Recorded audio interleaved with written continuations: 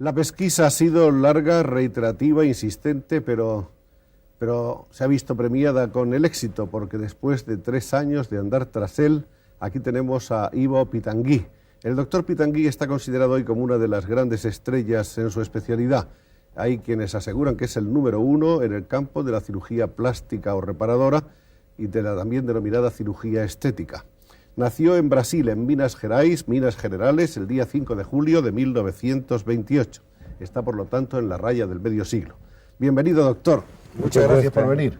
Estoy encantado de estar acá. Nosotros también, porque de Pitangui se nos ha hablado tanto. Primero de sus hazañas como cirujano plástico, después de la contribución que hizo a las técnicas, sobre todo en el tratamiento de quemados, a la invención de otros tipos de técnicas sobre las cuales se han celebrado simposios en todo el mundo, como la famosa técnica de la punta nasal, el ligamento de Pitangui y otras, sino también porque se nos ha dicho que era un hombre que no estaba absolutamente absorbido solo por la intensidad de su profesión, por la que siente una vocación profunda, sino que estaba absorbido por la múltiple, por la plural sugestión que ejercen todas las cosas de la vida.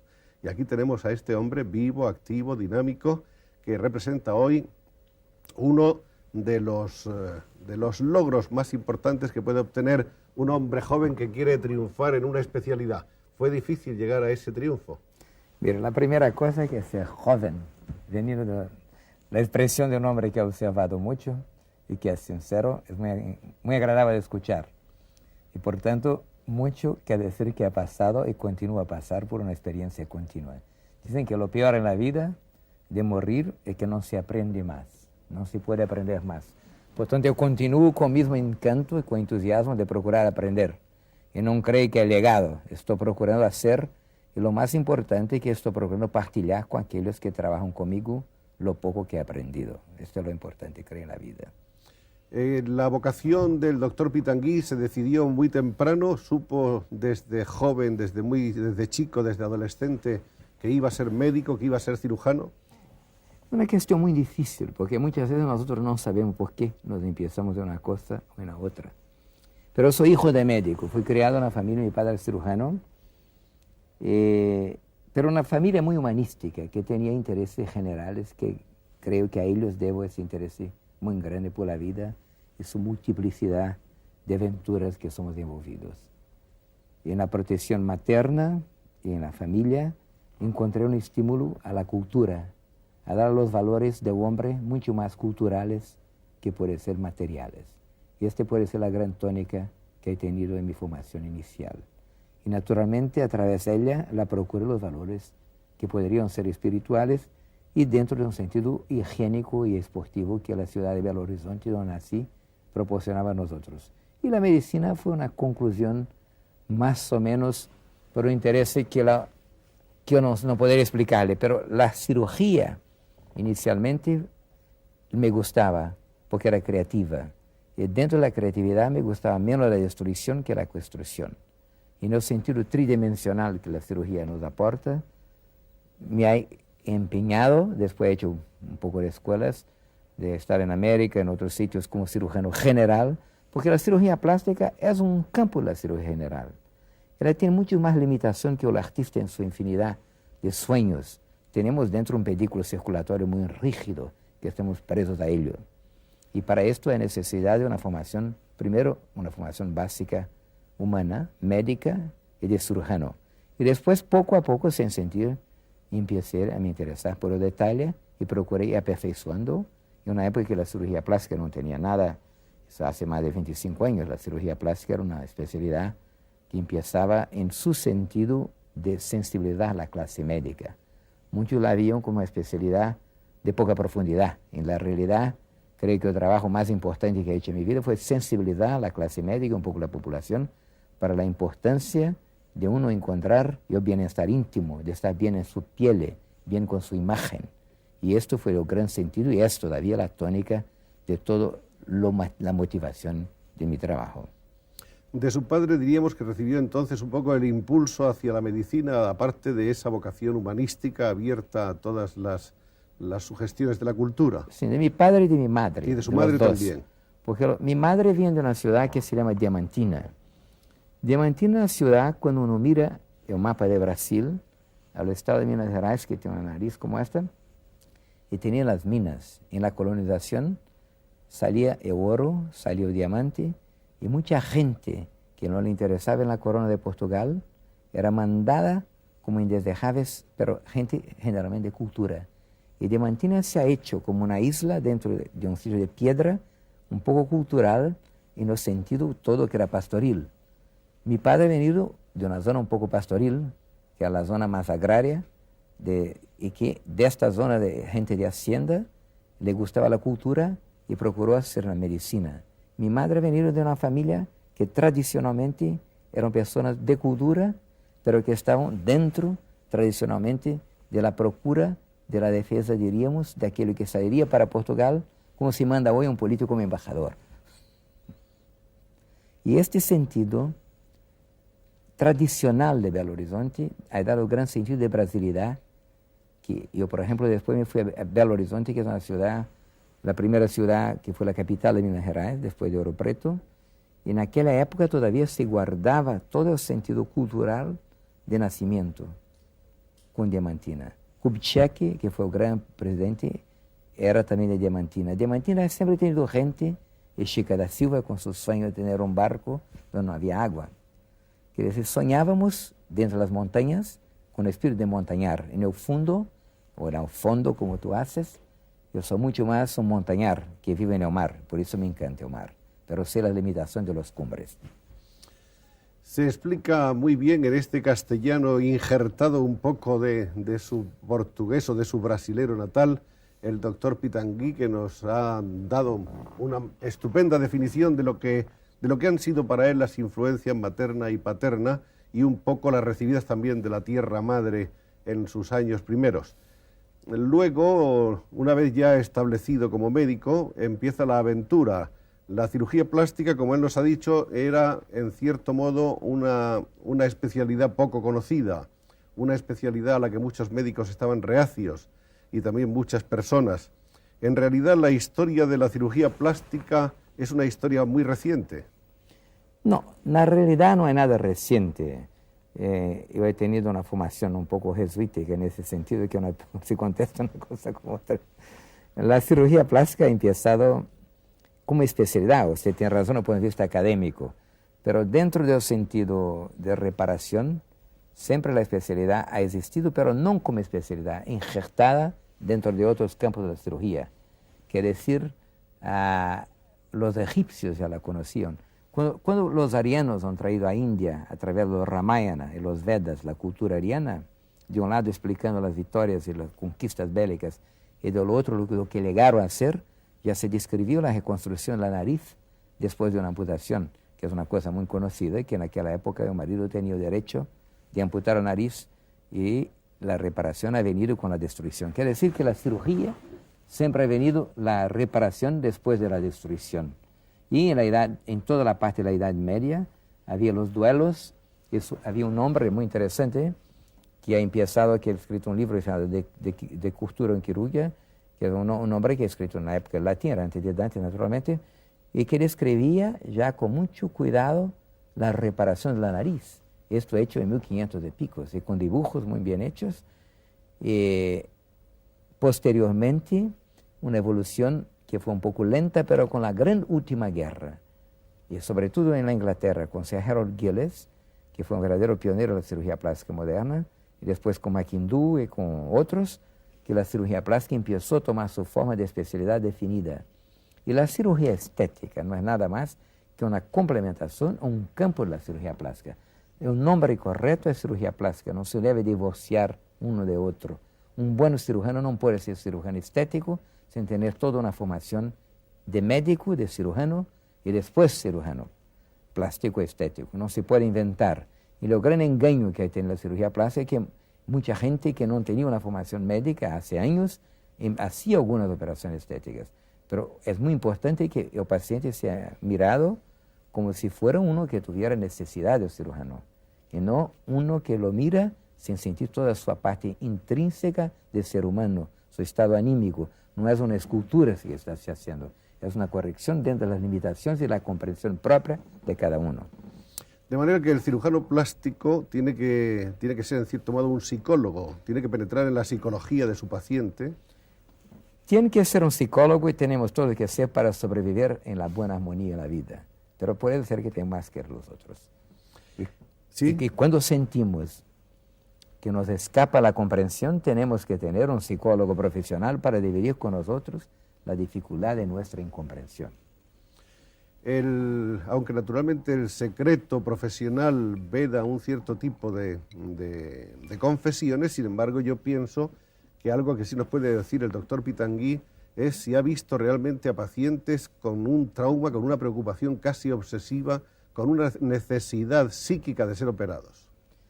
Sí, este es un problema muy curioso. Si uno llega y tiene una pequeña deformidad, y a esta deformidad le presta una importancia exagerada, obviamente nos colocamos en una posición atenta para sentir que ese señor está dando una importancia mayor a la deformidad, que la deformidad se presenta en nosotros. Y entonces tenemos que sentir y hacer la diferencia, si la corrección sería la corrección de la deformidad, o sea, en este momento una fijación de otros problemas de la deformidad. Y la deformidad no tiene ninguna importancia en relación al resultante final, que es el bienestar del individuo. Porque la cirugía plástica tiene un problema social, de traer al individuo bien en su propia comunidad. Entonces, en este momento hay que estudiarlo mejor. Y puede ser que con más de una consultación podamos llegar a un análisis. Y yo le digo con toda sinceridad que hay casos que he operado con menos experiencia que no operaría hoy. Y hay otros casos, quien sabe que no he operado, que debería tenerlos operados. Pero procurar la verdad, encontrar aquellos donde se puede verdaderamente traer un conforto íntimo, es la misión del cirujano. Como de la misma forma es la misión de un cirujano general hacer el diagnóstico correcto y operarlo sintiendo que puede operarlo. Pero si tú tienes una apendicitis aguda, yo tengo el arbitrio de imponerle la operación, porque quiero salvar su vida, es como uno que se tirar de una ventana. Sí. Pero si tú tienes una cosa que yo siento que tú le estás imprestando un exagero, yo puedo recusarlo. Entonces el cirujano plástico puede ser uno de los pocos que recusa a los pacientes, porque recusando no está no queriendo operarlo, pero está sintiendo que a este paciente la operación no sería lo que le procura y podría prepararlo eventualmente para una otra ocasión. Quiere decir que hay todo un terreno un poco nebuloso de dificultad de escoja muchas veces. ¿Y todo cirujano plástico es capaz de sentirse así ante su enfermo y de desaconsejarle una operación que él entiende que no hay por qué practicar? Yo creo que sí. ¿Sí? Creo que sí. Mira, que no hay ninguna generalidad que sea verdadera, pero el sentido de querer que sea la verdad la buena es una verdad. Nos decía el doctor Pitangui hace unos momentos que la guerra fue, por decirlo así, uno de los motores que contribuyeron al desarrollo de esta especialidad como de la cirugía general. La Gran Guerra primera y la Segunda Gran Guerra Mundial después, porque naturalmente el traumatismo fue millonario, fue espantoso. Y eso además contribuyó también a que se desarrollaran las técnicas de instrumental y de utillaje de la cirugía general y también de la plástica, ¿no? Claro, la triste verdad es que en la destrucción hay siempre la construcción. Y el hombre siempre se pregunta, ¿hay necesidad de destrucción para la construcción? Creo que no. Pero una vez que hay la destrucción, el espíritu se vuelve a la construcción. Después de la depresión viene euforía, y esa euforía trae siempre la depresión. Pero en el sentido pragmático, si se siente la evolución de la cirugía plástica, se puede acompañarla en los periodos más sangrientos de la humanidad. Porque la reparación siempre ha procurado, pero hoy no hay necesidad de una guerra. Vivimos en una época de trauma. El tráfico es un trauma. No creo que haya necesidad de ninguna guerra para que la cirugía para que mejorar. Al contrario, hoy tenemos siempre, infelizmente, en nuestra vida moderna, una cosa que la parte traumática es frecuente, como si fuera una verdadera guerra. Ahora, cuando hay, como hubo en Alemania y otros países, un exceso de traumatismos, la medicina no puede evoluir. En la medicina, por ejemplo, en Inglaterra, cuando he citado, porque la Inglaterra no fue invadida. Entonces, en Inglaterra había siempre la posibilidad de hospitales bien organizados en que la experiencia podía ser aprovechada. Y el aprovechamiento de esta experiencia que ha traído a través de la asociación de hombres de valor que popularon la Inglaterra en este periodo, y después en todo el mundo, otros, como en Alemania en la época de Diefenbach, la Primera Guerra. Pero es curioso sentir, por ejemplo, cómo la humanidad ha evoluido. Cuando Dumonier, que era un hombre que ha operado una división palatina, o sea, una fisura de paladar, por la primera vez lo inculparon, diciendo que estaba interferiendo con los designios de Dios, para sentir como la propia Iglesia ha hecho un progreso enorme. Y hace años, cuando Pío XII estaba, lo preguntaron un grupo de cirujanos plásticos italianos al Papa si la cirugía plástica estaría contra la Iglesia, contra los designios de Dios. Él dice no, porque cuando uno está mejor consigo mismo, está más próximo de Dios. El traumatismo por accidente de tráfico realmente se ha convertido hoy quizá en el más importante, en el más común y en el más peligroso de todos. Lo más peligroso y lo más frecuente, sí. Yo creo que es muy difícil, no es necesario de ser médico. Todos nosotros tenemos amigos, familiares, y puede ser que el tráfico sea mucho más peligroso que la anestesia. Y la cirugía plástica, en el caso concreto de los heridos por accidente de automóvil, tiene sobre todo una misión reparadora. Claro, reconstructora. Reconstructora. Lo importante, creo que cuando hablamos en el sentido de cirugía y tráfico, hay una mezcla de toda la parte preventiva y la parte curativa. Como cuando se habla de quemados, de fuego, es muy importante no solo la cirugía, no solo que los hospitales estén, como están en España, bien equipados, pero también que la población esté bien informada, porque no hay ninguna cirugía que sea suficiente para reconstruir deformaciones totalitarias. Pero en este momento, la cirugía plástica se siente como información que se mezcla a otras especialidades. La cirugía plástica es muy fronteriza con toda la medicina. En este momento hay la maxilofacial, que es muy importante. Una fractura de cara, el cirujano plástico tiene necesidad de tener un cirujano maxilofacial con ello para toda esa parte de fracturas. Y un polifracturado tiene necesidad de todo un grupo de tratamiento que lo va a auxiliar. Quiere decir que no es el cirujano plástico el gran héroe de esta tragedia. Él está junto con los otros auxiliando a los mutilados. Los quemados han sido siempre una de las grandes preocupaciones de la cirugía y parece que en ese campo la cirugía estética, por decirlo así, ha representado y desempeña todavía un papel de primera magnitud. Creo que usted, doctor, ha estado largo tiempo dedicado al tema de los quemados. Mira, los quemados, la gran evolución no fue tanto la cirugía. La gran evolución de los quemados está dentro de la medicina interna, de la nefrología y sobre todo la medicina social, que ha traído hoy a través de la construcción de centros de quemados posibilidad de salvar los grandes quemados. La cirugía plástica ha traído mucho como colaboración a la recuperación de todos aquellos que se han salvado de la parte aguda y que tenían secuelas que muchas veces son inevitables, que es decir, secuelas son las marcas de la deformación provenientes de esas quemaduras. Ahora, yo creo que la gran evolución de la cirugía plástica en relación a los quemados está dentro más de la medicina general que solamente la cirugía plástica. Pero la cirugía plástica ha traído la posibilidad, con los conocimientos de injertilla y todo esto, también su contribución de gran valor. ¿Qué tanto por ciento de eficacia se puede alcanzar en la cirugía de quemados?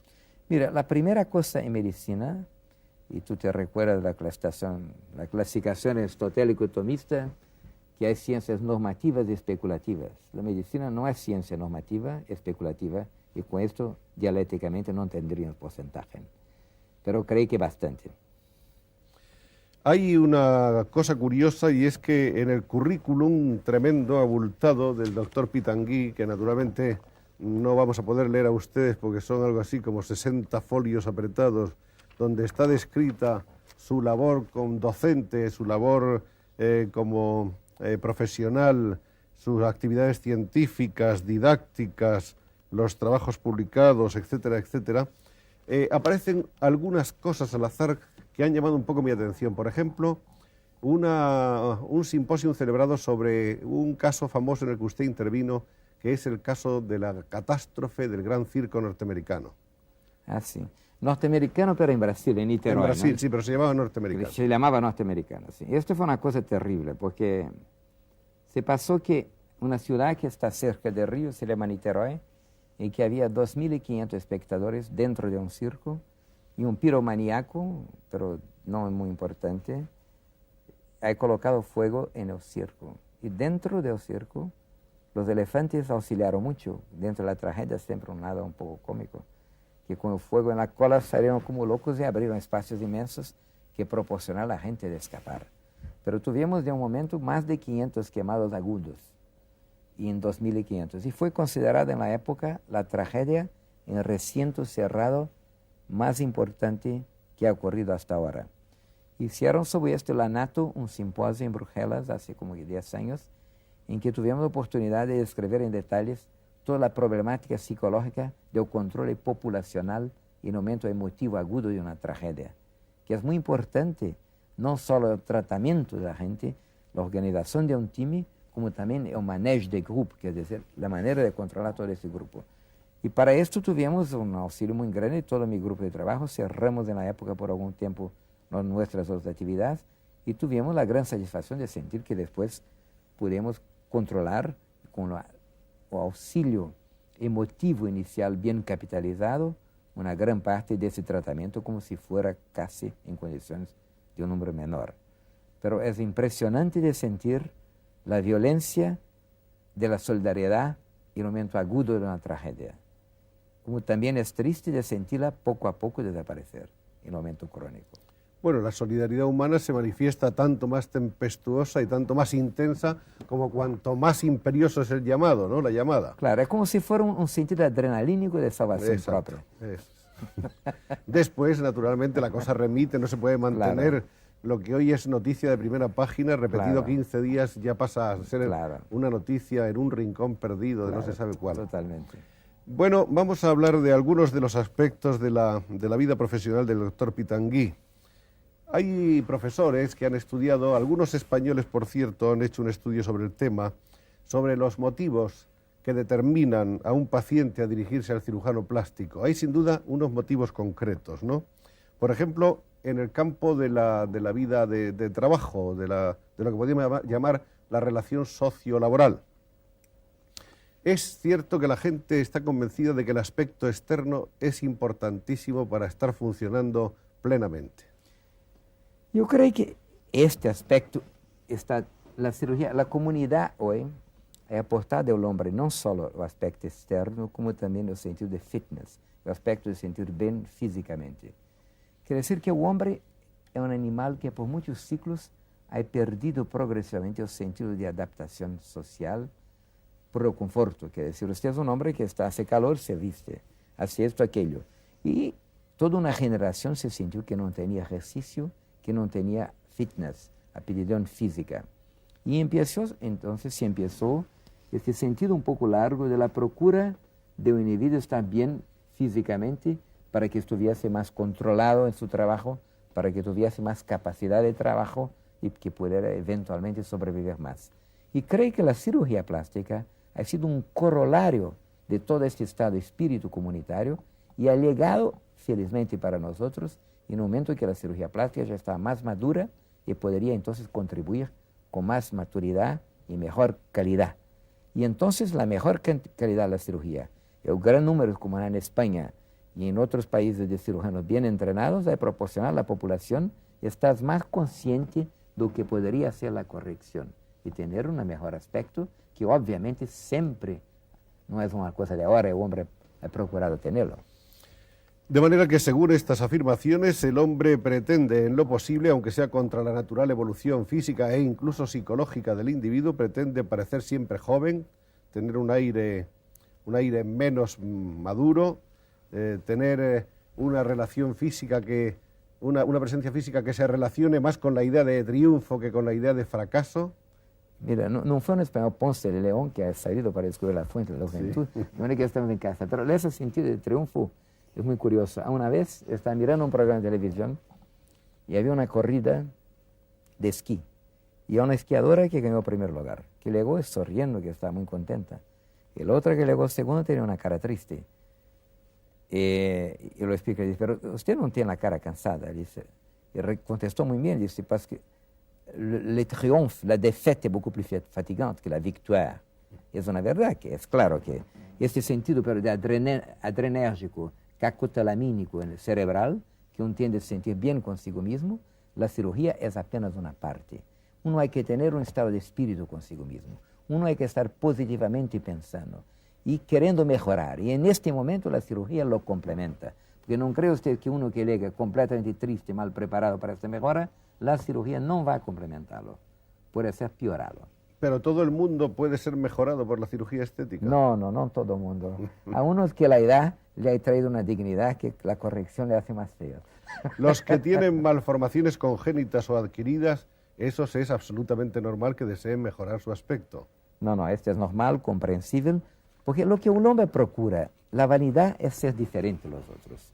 Básicamente lo que uno procura es estar semejante a los otros, no estar diferente. Y entonces uno que tiene un defecto, que tiene una cosa que le hace falta esto, aquello, una deformidad, lo que quiere es estar semejante a su vecino, a los demás. ¿No hay también quienes quieren operarse por mimetismo, por deseo de parecerse a otros, de imitar a alguien? Claro, pero no hay que operarlos. A eso no se les opera. No. Luego están, diríamos, los snobs. Snob es una palabra tan triste para uno que sufre. No cree que son snobs. Mira, uno que procura un cirujano, uno que quiere mejorar, que quiere parecer a un otro, es uno que está sufriendo íntimamente, que tiene necesidad de un apoyo psicológico. No es un snob, es uno que sufre, uno que necesita de cuidados y no de desprecio. No lo decíamos despreciativamente, pero hay sin duda un cierto tipo de personas que... No creo, mira, ¿No? Hay aparentemente este cierto tipo de persona íntimamente lo que procura es una seguridad íntima. Es uno que está con poca seguridad íntima. Por más alta que sea su escala social o por más baja, porque los problemas del individuo son los mismos. La soledad está para el mendigo como está para el rey. La soledad. La soledad. Hay una gente, sin embargo, un cierto sector, diríamos, que se ha caracterizado siempre por ser pionero en ponerse en las manos del cirujano plástico, que ha sido la gente del show business, es decir, los hombres y las mujeres del cine, del teatro, del espectáculo, los que viven de dar la cara a los demás, ¿no? Y eso es lógico, ¿no? Este es lógico en parte, porque uno que está en el show business y que hace una operación no porque íntimamente lo quiere, pero porque tiene que hacerlo, no es un buen candidato a estar feliz. No. No. Y hay que mirar al ser humano independiente de su profesión. Y muchas veces muchos de los show business no tienen necesidad de hacerlos. Lo van a hacer una cosa de otro aspecto, si son creativos, dependiendo de su facetaria. Pero estoy de acuerdo que una gran parte procura hacerlo y con derecho de hacerlo para estar bien en su posición de trabajo. Pero hay que haber un equilibrio en las dos cosas.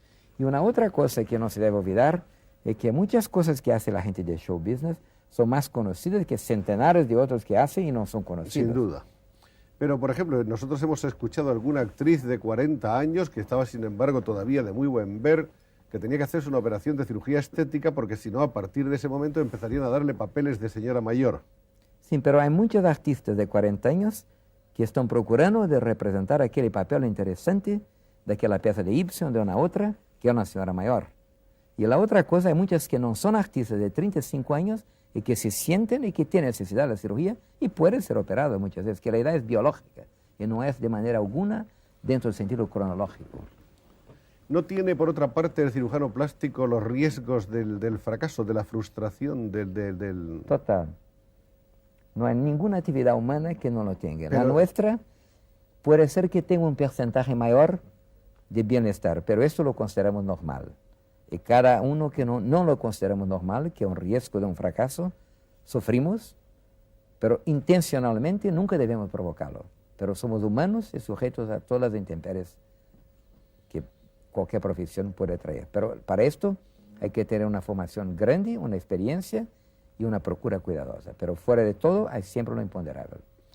Y el paciente que se ha hecho grandes ilusiones de que va a tener un rostro nuevo, cordial, simpático y conquistador, y que sale de las manos del cirujano irreconocible, ¿cómo debe sentirse? Debe sentirse terriblemente estafado, ¿no? Mira, debe sentirse terriblemente estafado, pero no se olvidar que dentro de la medicina, en cualquier sentido de la medicina, nosotros estamos lidiando con un lado muy difícil e imponderable. Pero hay casos que el cirujano está contento. Este es el caso más triste, que la operación ha sido un suceso técnico, pero la expectativa del paciente era diferente.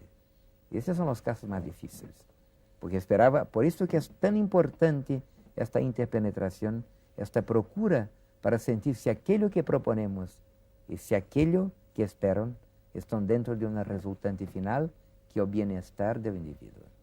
Lo que parece claro es que el cirujano no se lanza alegremente a operar si no tiene por lo menos un cierto margen de seguridades de que va a acertar.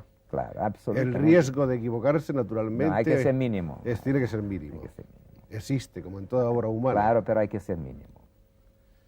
Bueno, vamos a hablar un poco de las cosas más difíciles de esa profesión apasionante. Por ejemplo, los injertos de piel. ¿A eso se ha llegado ya?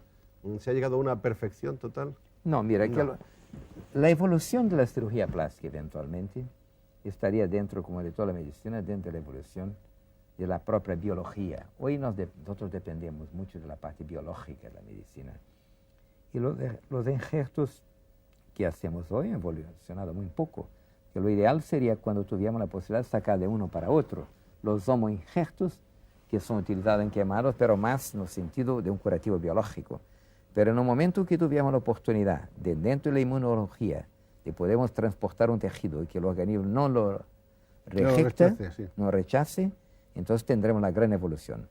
Pero yo creo que dentro del sentido de la cirugía plástica reparadora, lo que ha habido como gran progreso en este aspecto es el sentido de team, de equipo, de apoyar al paciente y tenerlo en condición, como un caso de un gran quemado, que antes no se tenía para soportar injertías y soportar tratamientos, no solo del cirujano, es el sentido de la cirugía plástica dentro de la medicina en general.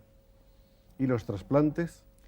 Y los trasplantes, la misma cosa. Los trasplantes ahora han progresado muchísimo con la cirugía microscópica, que es un aporte muy grande, pero siempre del propio individuo, nunca de otro. Y este es un otro aporte que la cirugía plástica y toda la cirugía en general, porque no es solo la cirugía plástica, la cirugía microscópica está empleada en neurocirugía, en otorrino. Este es un aporte más reciente y de mucha importancia. Se habla mucho ahora, aunque esto sea un poco, quizá uno de los aspectos más frívolos de este tipo de problemas, de los trasplantes de cabello, hechos del mismo individuo, de una zona a otra. Eso está perfectamente... Sí, este es un problema que está relativamente bastante evolucionado, pero siempre hay también este aspecto un poco psicológico, porque uno que se ha acostumbrado a determinado aspecto, si puede a través de un trasplante, traerlo un bienestar aparente, pero una imagen un poco modificada. De manera que cuando bien indicados los trasplantes son muy interesantes, pero deben ser hechos con los mismos cuidados que se hace en otro tipo de operación. Y las correcciones, que son sin duda alguna el ABC de la cirugía estética, la corrección de nariz, la corrección de oreja, la corrección de pómulo, de cuántas cosas más. Mira, todas estas yo creo que han evolucionado mucho a través, primero, esto que hablamos ya, que es la procura, por ejemplo, una nariz. Uno hay que estudiar el comportamiento íntimo, hay que conocer un poco al paciente, una arruga la misma cosa, el periodo etario, por qué lo hace, por qué no lo hace. Y la parte de la evolución técnica ha sido una contingencia, sobre todo la cirugía plástica, estar incluida hoy como en otro ramo de la cirugía, que no hay ningún misterio, no hay ninguna técnica que yo pueda saber que otro no lo saiba. Lo que sabemos lo dividimos a través de congresos, revistas médicas, composiciones de simposios, de manera que el gran progreso que ha tenido todo esto ha sido la gran comunidad mundial de la cirugía plástica, que antiguamente no existía, anteriormente era una especialidad separada. Pero una vez que la medicina se ha transformado en una especialidad, puede ser que el médico sea el único que tenga el privilegio de tener placer en enseñar una técnica que a él le ha traído un buen resultado. Y ese es un privilegio, porque si yo fuera un gran industrial, mi segredo sería no dar el segredo, no decir cómo construir esta mistura. Si lo hiciese en el medio industrial no sería bien visto. Pero el cirujano, el médico, tiene placer porque está lidando con el material más noble.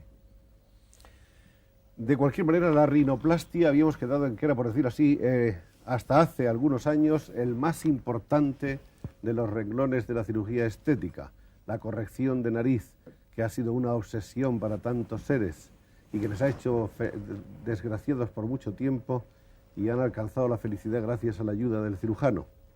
Mira, la nariz es el fulcrum de la cara. Cuando uno se mira, la cara tiene el fulcrum, que es la nariz. Después el mentón, el frente y los ojos.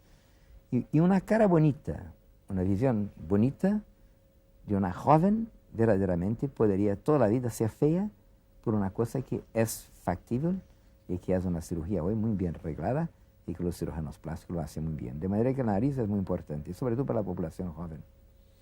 Creo que los últimos trabajos del doctor Pitangui se desarrollan sobre todo en una corrección general de la línea del cuerpo, ¿no? Mira, que me he preocupado mucho con la parte funcional de la cirugía, sobre todo de la parte de la glándula mamaria, que es una cosa muy importante, y después con la parte abdominal, después con la parte trocantérica, y es un tipo de cirugía que en inglés se llama body contouring, que decir sería una cirugía del contorno corporal.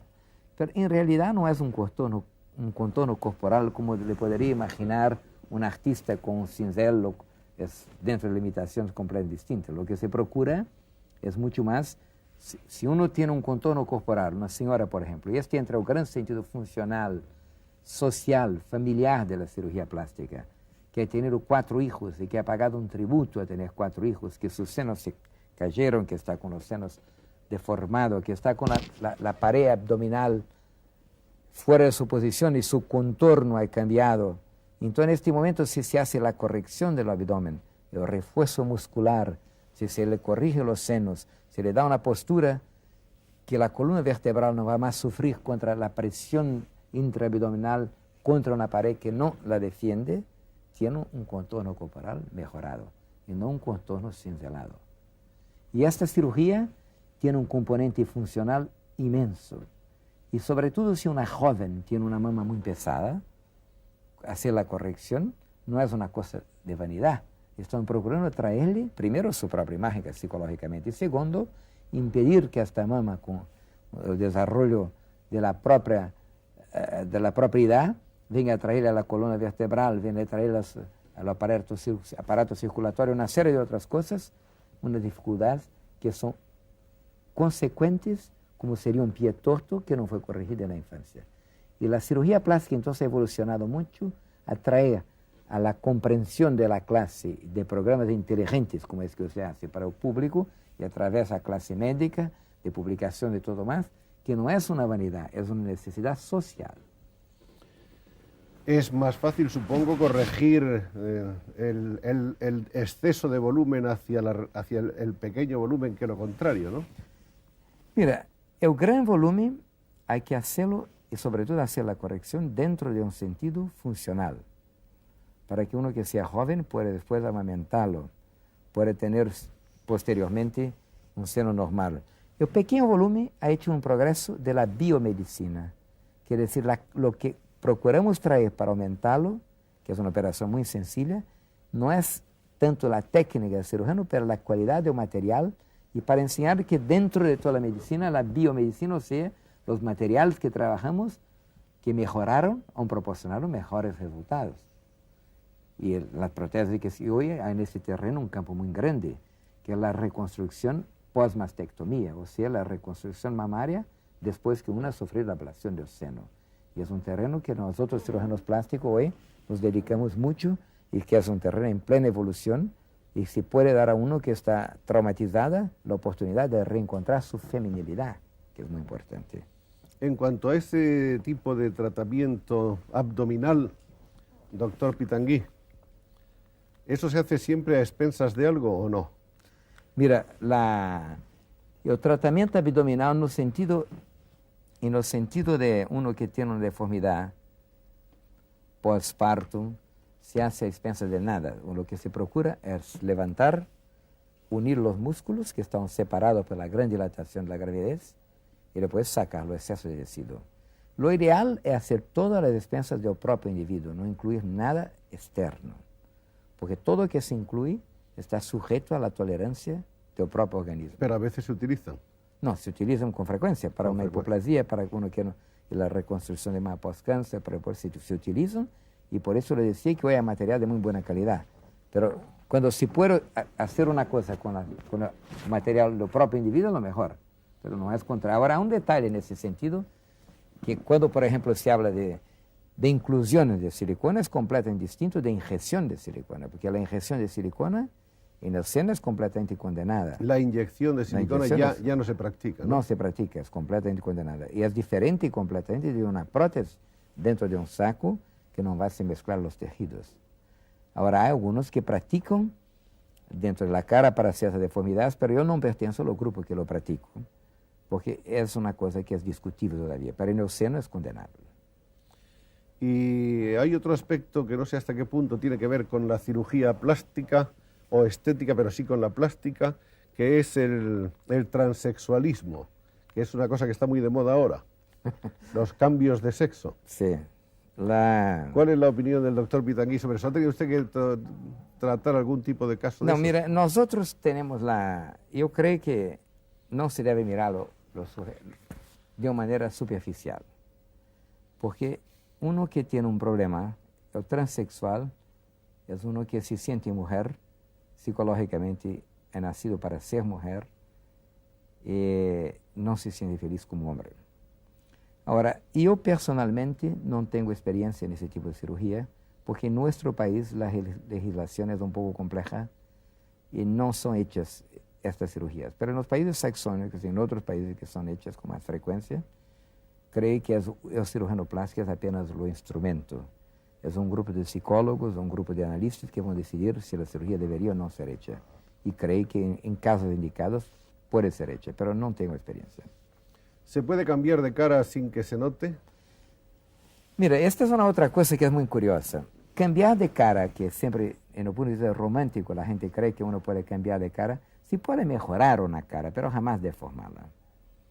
Ningún cirujano va a cambiar una cara para deformarla, pero si uno tiene una gran nariz, si un poco mentón, si uno hace la corrección de la nariz, si lo acrecenta un mentón, está mejorando una cara y cambiando. Pero esas historias, por ejemplo, de un perseguido por la justicia o de un perseguido político que para no ser encontrado hace que un cirujano cambie su rostro. Son más románticas. Eso es más bien una fábula. Más romántica. Porque difícilmente un cirujano bien entrenado podría, o bien formado, hacer esto. La deformación estaría en la mano no de un buen cirujano plástico, más de una persona mal orientada. Ahora, la corrección no.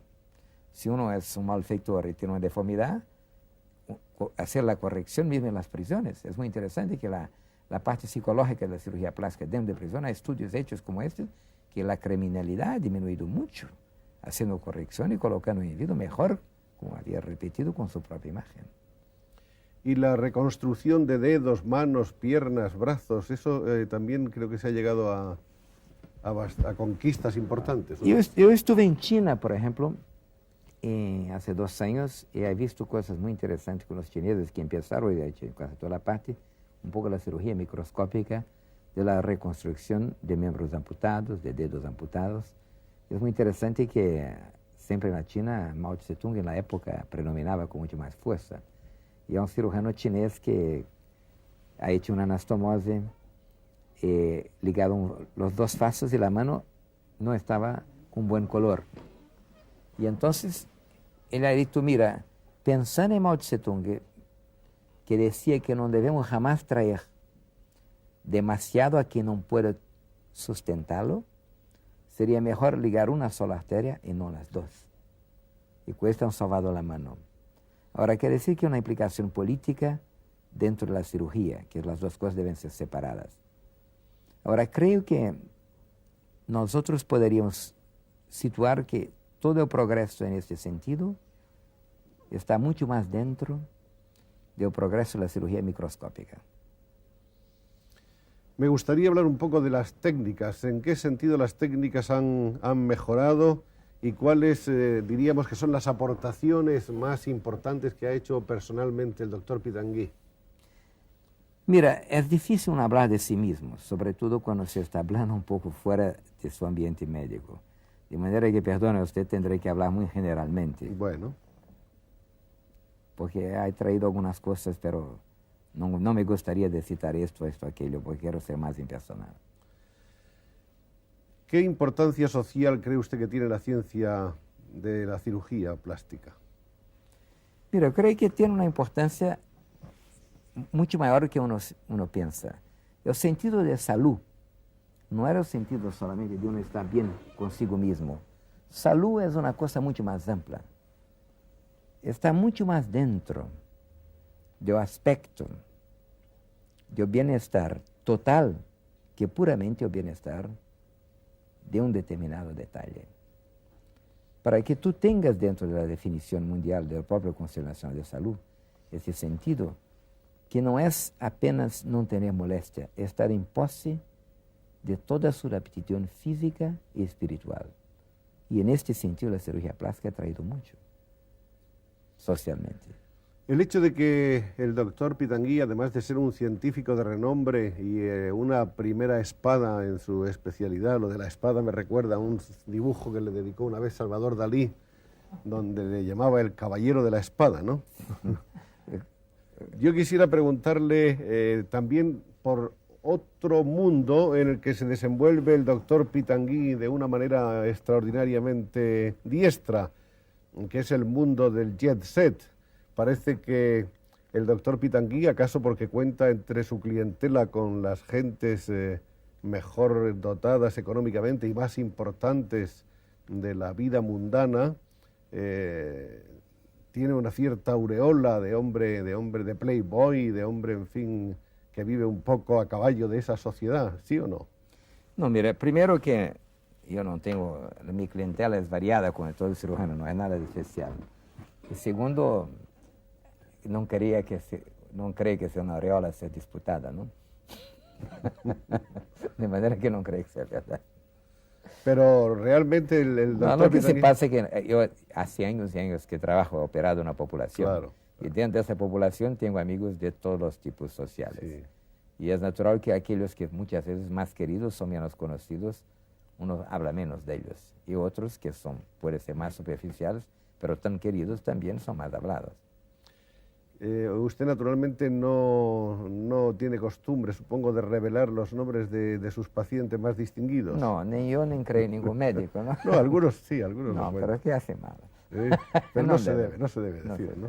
De todas maneras, por sus manos han pasado cabezas, nombres, cuerpos muy importantes, ¿no? Sí, cada uno da una gran importancia a sí mismo y creo que este daba también. Sí. ¿Qué sensación o qué conciencia cree usted que tiene el ser humano en general acerca de su cuerpo, de cómo es su cuerpo en el espacio? Mira, dependiendo de la época de la vida, puede mirarlo y sentir que es una especie de una cosa mole, disforme, pero que le ha bien servido y tener por él un cierto cariño especial. como puede también mirarlo mal. Pero la conciencia del cuerpo y la imagen varía un poco también con la fase etaria.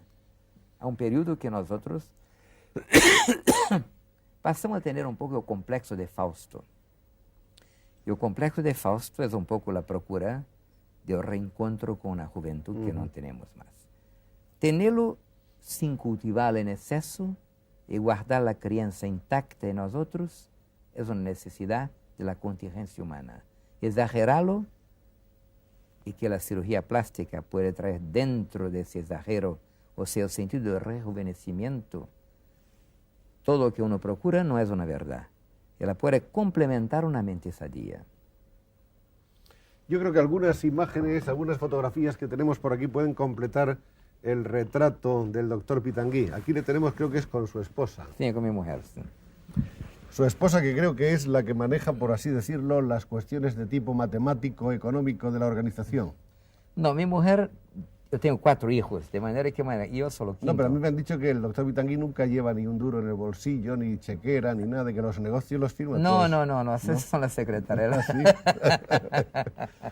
Esta es otra de las medidas del éxito de un hombre, de un profesional.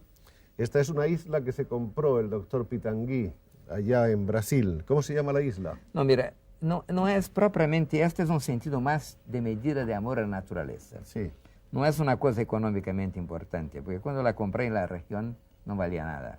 Pero tenía dentro de ella una floresta y un sentido más ecológico, no como en estado de espíritu, pero como un amor a la naturaleza, los animales y una procura de ellos. ¿Y cómo se llama la isla? Los nombres muy feos, Isla de los Porcos Grandes. Así, Isla de los Puercos Grandes. Y es una isla que es muy importante en el sentido de entrada de la bahía de Angra de los Reis. Angra de los Reis era una bahía muy importante en que la época de los piratas, el oro negro que salía robado venía por las montañas. Y como son muchas bahías unas sobre las otras, los barcos piratas si esperaban el oro robado para robar de los ladrones. ¿Ha encontrado usted algún tesoro abandonado por allí? Mira, aquí encontré algunos barcos, pero como siempre llegamos después de los otros. Alguien los había ya vaciado. Aquí está parte de la familia, ¿no? Sí, este está con mi hijo el pequeño, que tiene mucho sentido artístico. Está aquí mi mujer, mi hijo mayor y yo. El niño pequeño es el pintor, ¿no? Sí, esto es una pequeña exposición que ha hecho, sí. Pero pinta de todo ese muchacho, ¿eh? Pero no son todos Figura, cuadros. bodega... Ah, no son todos. Es una exposición colectiva de Este está en la isla, es mi mujer y mi hijo mayor. La piscina. Y me gusta mucho la parte paisajística, quiere decir, en el fondo trabajamos con 3 dimensiones. Entonces esa parte toda de tierra, de corte de árboles, todo esto muy ligado a la naturaleza. Y esto está dentro del mismo espíritu. Son unos animalitos que estamos llevando para procurar de animales que en Brasil ya son escasos, de tener la isla como si fuera un poco un santuario de pájaros y de animales que están desapareciendo. Muy bien. Y aquí hay unos cuantos amigos sí, conocidos del doctor, sí. El doctor Barnard, su esposa. Por aquí vemos a Margot Hemingway, ¿no? Sí, parece que sí, sí. Esta es una cosa interesante. Este fue en Jordania, que yo estaba buceando fue una vez que estuve muy cerca de una dificultad, porque la primera vez que buceaba con esas máscaras que son completamente cerradas. Son máscaras de membranas, pero que no tienen bolas de allión. Estaban juntos y este señor que estaba aquí tuvo un poco de dificultad. Entonces hay un seguimiento que es muy curioso. Yo tuve la oportunidad de auxiliarlo. Y el señor beduino de la región, entonces, me ha dado una medalla de hombre rana. La medalla de hombre rana. Esto está en esta foto. Ah, sí, esta foto fue cuando he hecho unas conferencias, unas demostraciones también de un país que gané. Entonces, una cosa cualquier. Y esto es pescando, en la isla hay mucho pescado todavía. El fondo del mar es una cosa que reposa violentamente. Y a mí lo que me encanta y reposa más es el azul del mar, que se encuentra una tranquilidad, un sentido de pérdida de gravedad y una armonía total que se siente en el hombre y el agua, como si fuera el origen, ¿no? Ese caballo tiene una historia muy bonita. Este caballo le ha traído de mi casa de campo para la isla.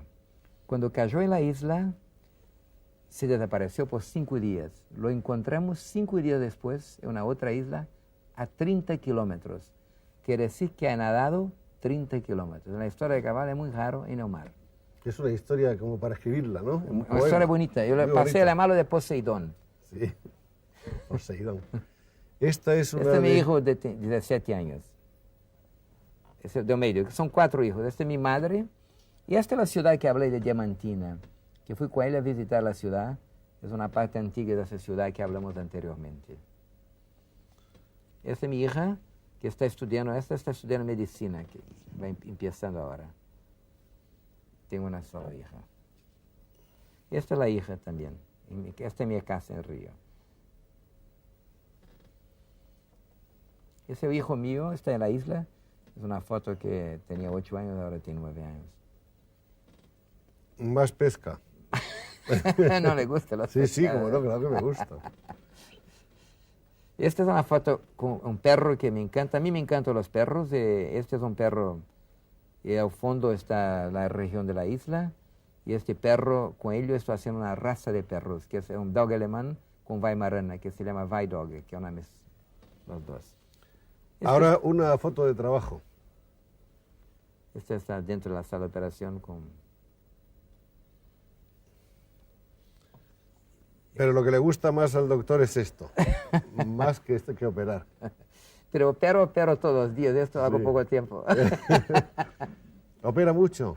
Sí, opero mucho. Se opero todos los días, ¿Muchas horas? muchas horas. Sí. Trabajo todos los días, todos los días. Hay que mantenerse muy en forma Hay que, para eso, ¿no? claro, hay que tener una buena forma física y sobre todo hay que hacerlo como si fuera un hobby. Este es mi trabajo serio y mi cirugía es mi hobby. Por eso hace esquí, juega al tenis, ¿qué más? Nada, pesca Sí, submarina, he hecho un poco de todo. golf, sí, karate, un poco de karate. todo. Esta es... Este es cuando entré en la Academia de Medicina. Esta es una foto histórica bastante interesante, porque en Brasil la Academia de Medicina tiene 100 sillas para diferentes especialidades para todos los médicos de Brasil. Y fue la primera vez que la cirugía plástica ha entrado en la Academia, en toda su historia. Bueno, ustedes han hecho tantas cosas en su país, no hablemos ya de los otros, pero en su país, desde hacerle ciudadano carioca en Río hasta qué sé yo cuántas distinciones. Este es con mi mujer y con un muchacho que fue ahora campeón panamericano ahora en Canadá de karate, que entrena con nosotros. Este es un grupo familiar de esquí. Este es un hijo mío que es muy doado para el esquí, que ahora ha ganado un campeonato en Suiza, ahora con esquiadores suizos. Este es un grupo de trabajo, es una fotografía muy simpática con mi hermana que está conmigo, no hermana, la hermana de caridad, que está hace 20 años. Esta fotografía fue hecha ya algún tiempo y es un grupo de colaboradores. De colaboradores. Muchas gracias, doctor, que siga usted corrigiendo fealdades y creando bellezas. Muchas gracias a usted.